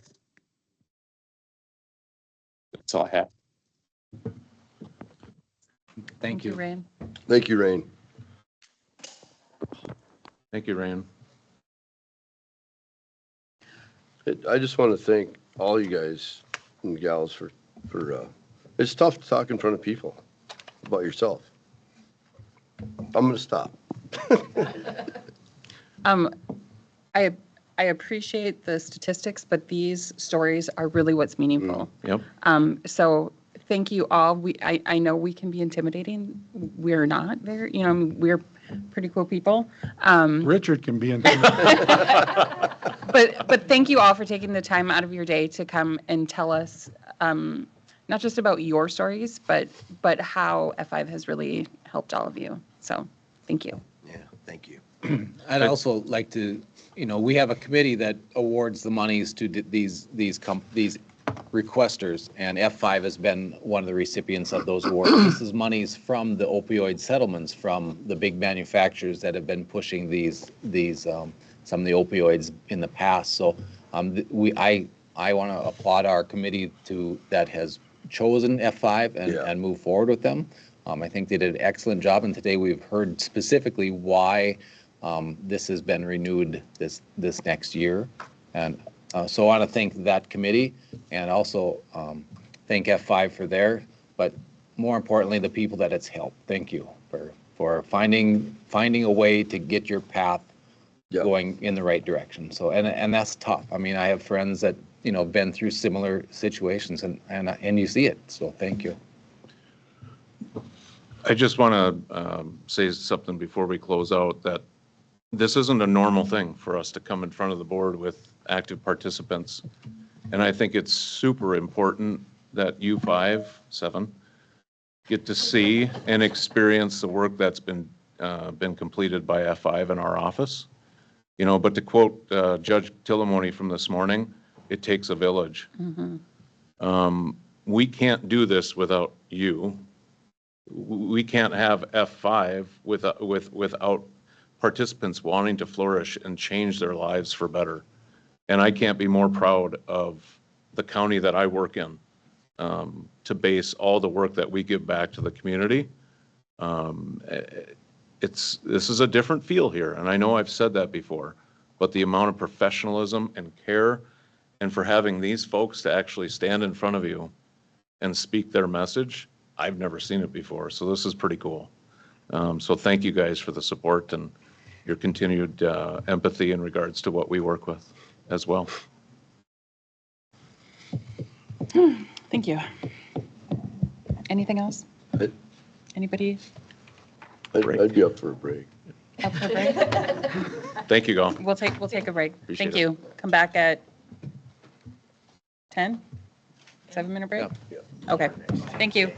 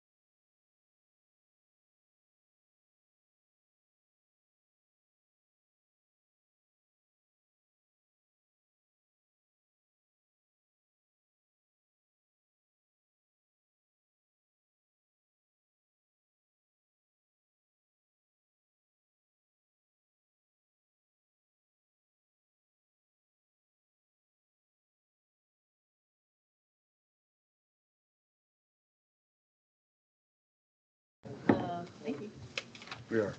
All right, 10 o'clock. Oh, everybody's here for my report. Yes. Maybe we should have done. Room it cleared before out. they took on the list. Do you have any popcorn or something? I can go get some. Okay, You on to me? on to you. I don't think we have anyone online either. So they all Yeah, left. probably not. Nobody cares. I wonder if Nobody George cares. brought treats for us. All right. Now you don't have to give somebody else. Even Nate left. Apparently, I'm really not interesting. And he doesn't care about your Not report at feeling all. very good about this right now. I'm gonna go get something. Get me something while you're out. All right, Madam Chair, just as a reminder for the board, we do have a work session scheduled next week. What? On 14th? Tuesday, the 14th. Did you remember? It should be on your calendar. I don't do So I'm shoring up the agenda for that. It won't be any big surprises, but we do have several items that we've left off and Are we- we'll bring back. Doing 2 hours? Hour and a half? Hour and 30 minutes. I thought I scheduled it for an hour and a half. Hour and a I half. think we tried to keep it to that time frame, so Yeah. people could go. about After their that, we business start after to- that. We kind of If we veer could- off. If we could stay on task, we could do it in 30 minutes. Hey, well, here's what I can tell you. The last work session that we had, I very much kept you on task. I didn't really let Yes. you veer very much, so. Keep So it up. anyway, that is, keep it up. So yes, that is next. Madam Chair, speaking of staying on task, what will our tasks be? What will your tasks be? Is it budgeting? Is it capital budget? What are we? Those are the main topics, organizational chart that Okay, we have yeah. been working on. But I think we need to spend the majority of our time on capital budgeting. As you all know, we need to start planning for that. Mhm. So I will bring that back to you. We'll have those discussions. Good. So those are going to be the main topics unless there's additional topics that are beyond that you want to speak about. Nope, I think that's enough. I would agree. I think less is better. I usually put other on there in case something creeps up that we hadn't anticipated, so. I already talked about the EOC that's out at M State, that's up and operational. So we have had numerous inquiries from media outlets, so I will respond to those when we are done and concluded here. I'll do that jointly with the Sheriff's Department. So we've taken that on as a joint effort. There's been a lot of responses that have needed to go out. Cleanup efforts, as you probably are aware, have now started. So that's really, do you have any specific questions for me or follow-ups? That's really all I had for a report because I was on vacation I'd last just like to week. say so. that I don't like being last.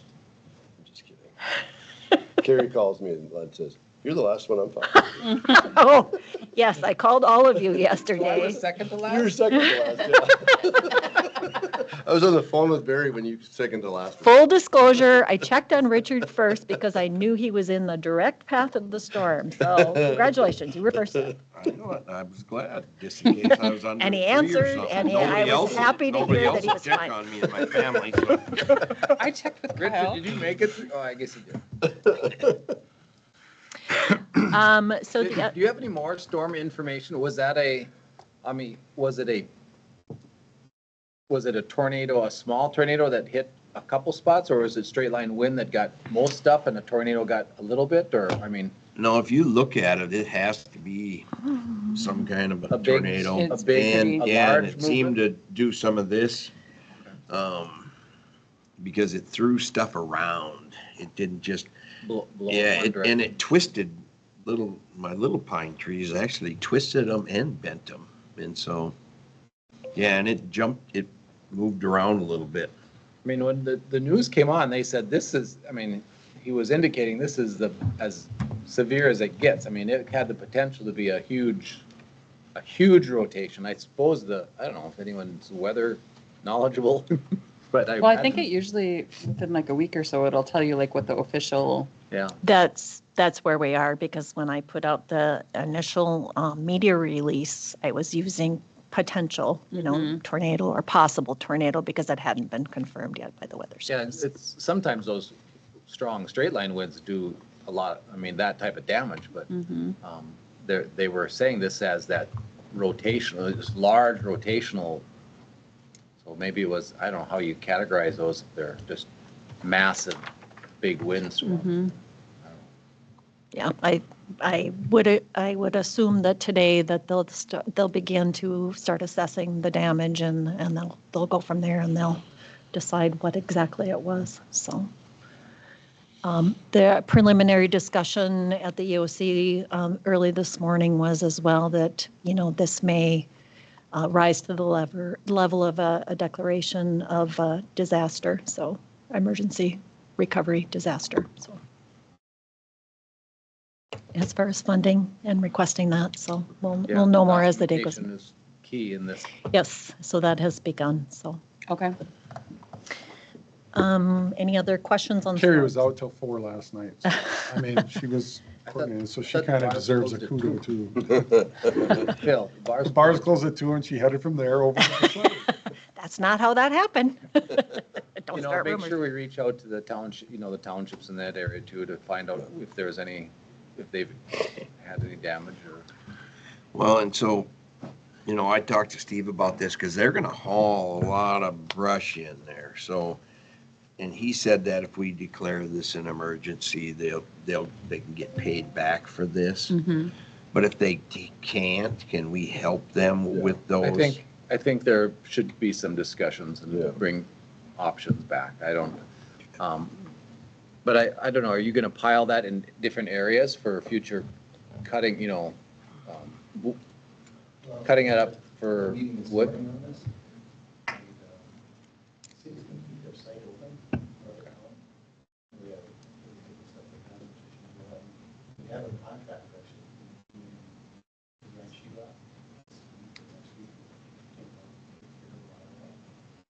But some of that's pretty, decent wood. It's, storm damaged wood. It'd be nice to have people be able to go out there and cut up, take up load or.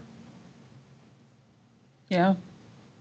Yeah, it would. It'd be nice if it wasn't all Yeah. where you can't get at it. You're right. There is gonna be a lot of. I mean, I'd go out and cut a, fire, I just use it for campfire wood, but, if you get good oak, that's commodity. Yeah, unfortunately, that's the ones I lost. Yeah.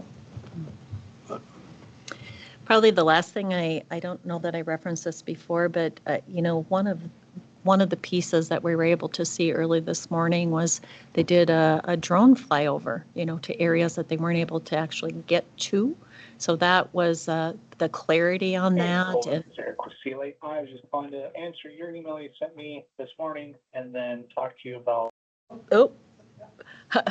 The clarity of the pictures and, that really assisted with the assessment and making sure that people had, left housing or there weren't people trapped and those types of things. So that was key to what they were able to assess.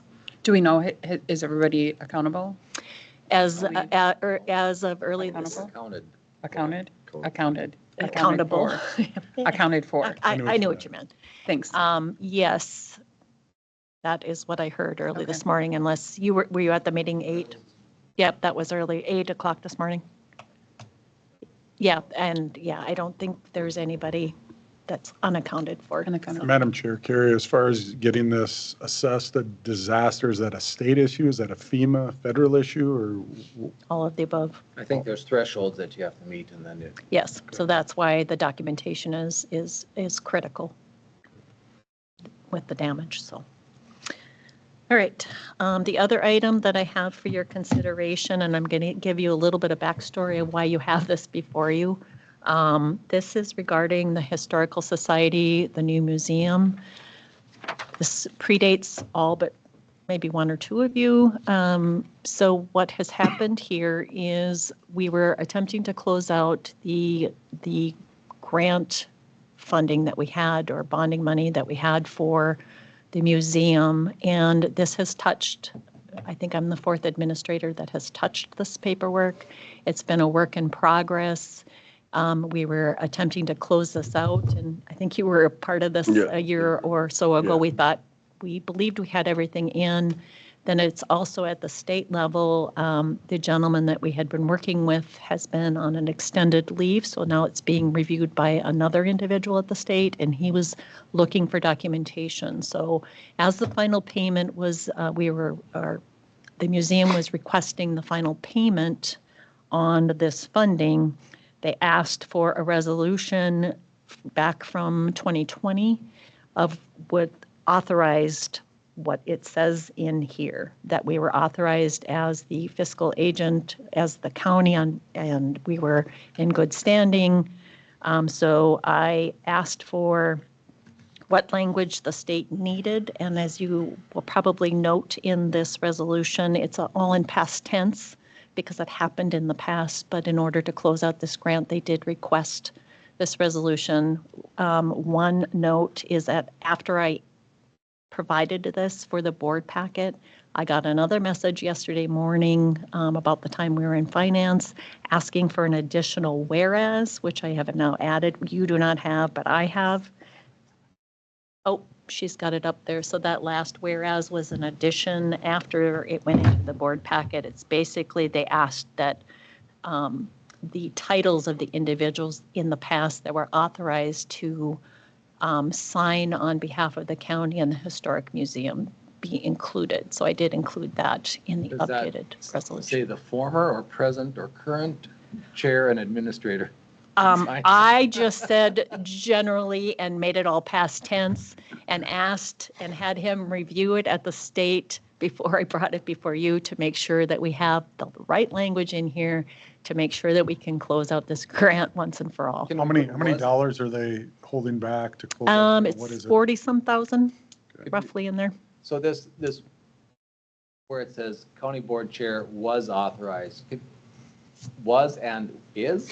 I mean, because now we have a new chair. Is this one, how do they know this one's authorized? This was in the past, at the very beginning when we, yes. Right, but how, by doing this, how do they know that Erica is authorized to sign this document for saying that the old one?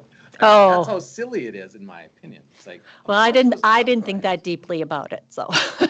I just, they wanted the past, they wanted us to shore up because they didn't have what they termed is they didn't have the proper resolution back from 2020. So I said I can ask the board for a resolution, but it'll be in past tense and it'll be dated the present.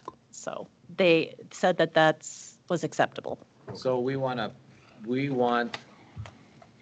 motion to pass resolution 07261F and authorize the board chair and administrators to sign. That's correct. So moved. I'll second. All right. Any further discussion? Well, we need that authorized to sign in there too, according to this, for the current one, for the current motion for this language. Yep. Okay. Okay, any further discussion? All those in favor say aye. Aye. Opposed? Motion carried. And my hope is that I have to bring nothing further for the museum and we'll get the last payment. The final. Pending the final, and we will have everything closed out, so. And that's all I have. All right, thanks, Carrie. All right, next we have Tiara.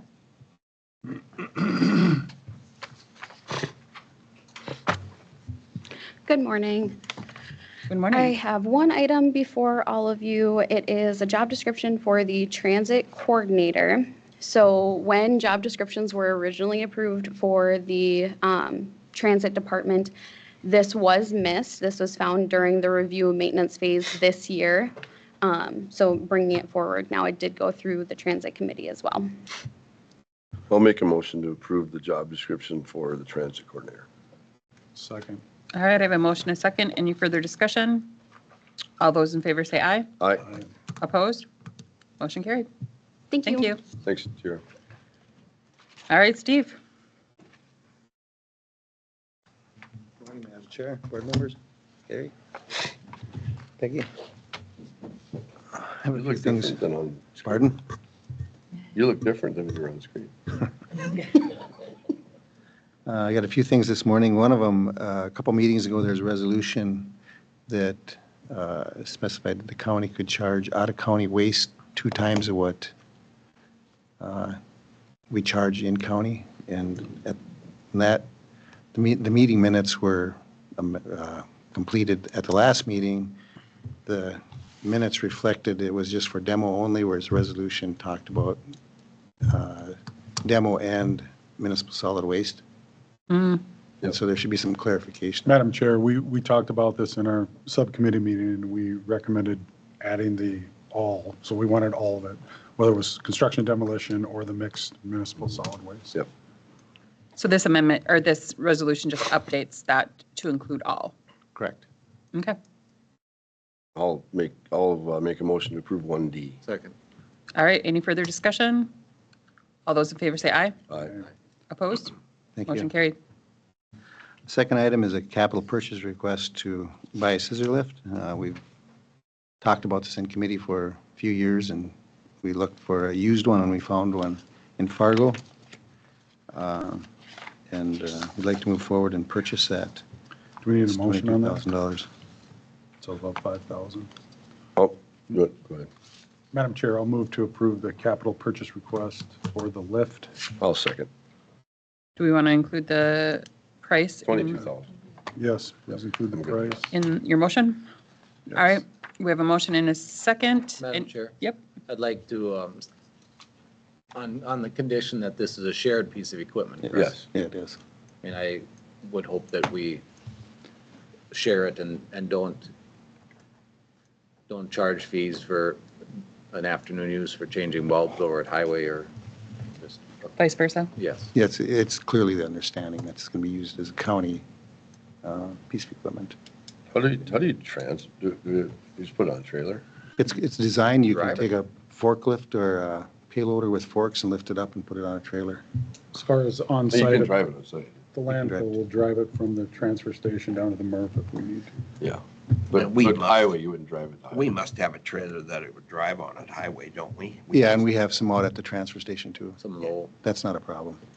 Okay, any further discussion? All those in favor say aye. Aye. Opposed? Motion carried. This was a piece of equipment we've been talking about at highway for a long time. And they could really use it. Just to get up and do stuff and, No, it could be used by everybody. We went through the cost of renting it, and by the time we do this, get it rented, get it out here, this was cost effective. Thank you. All right, The last item is ICWC contract. It carries us forward through the next year. It's basically the same contract as the past, it's just updated for inflation. Madam Chair, I'll move to approve the ICWIC contract going forward for 2027. I'll second. all right, I have a motion and a second. Any further discussion? All those in favor say aye. Aye. Opposed? Motion carried. Thank you. All right, any other business? just a question, what do we anticipate in human services, the cost pass through for the, some of the SNAP benefits? Do we have any idea what the county is going to be on the hook for on that? No, I don't know that it's been decided. I mean, the SNAP benefit, are you talking about the air rates? Because I think Well- that's the only, isn't that the only pass-through is if we don't meet the Or air rates? how about the, what was the other big one? Yeah. Probation? No, in human service, I can't remember, I can't think of the name. Was it the act that's going in next year? No, not the MA Act. The, Let's all guess.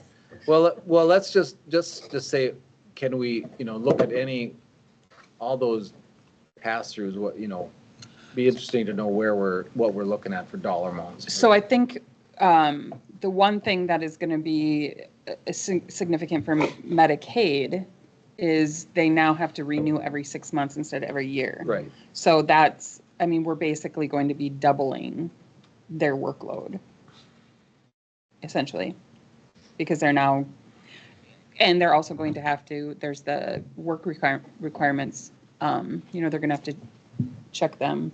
Right, what is the timeline for the improved IT, the new software? I mean, a couple of years out? Well, specifically for SSIS, which is the case management for social services, so your child protection, those, I would say we're still 3 to 4 years out. I don't know that they have decided yet what other IT systems are going to be modernized. You have your Maxis, which is your income maintenance support that does the food support and MA.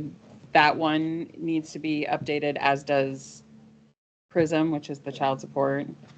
But that's where they haven't determined yet what's next. They've allocated the 90 million, but then they set up a committee to prioritize. I wish they would have done, like every 6 month checks. That would have been less costly if the software would be updated, so those would go a lot faster. Yes. I mean, so. Well, and it's the same thing with the SNAP benefits. As a state, Minnesota is not passing the error rates and the timeliness. As a county, we are. Right. But if we would, again, have an updated system, Maxis is the one that is the green screen. You can't use a mouse. It was built in the late 80s, 1980s. Yeah. So yes, it would be nice if, but those are federal changes, and we have, antiquated state IT systems. So. Well, those are some of the deep concerns. And We do have human services tomorrow, so we can ask some of those questions of like, do they anticipate any additional costs with the SNAP and Medicaid? What they've heard. Right, thank you. Yeah. Anything else? Nope. All right, adjourn. Carrie, Jim Joy just texted once, and we need anything